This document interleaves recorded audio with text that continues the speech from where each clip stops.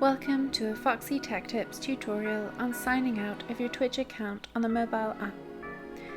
If you find this tutorial helpful, please consider subscribing to my channel and liking the video. Open the Twitch app, tap your profile icon in the top left corner of the page.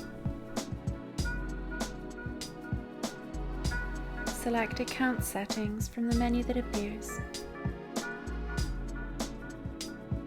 Scroll to the bottom of the settings and tap Logout.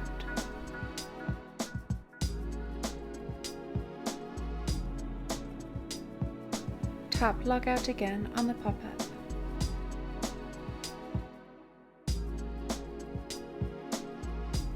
You'll now be signed out of your Twitch account.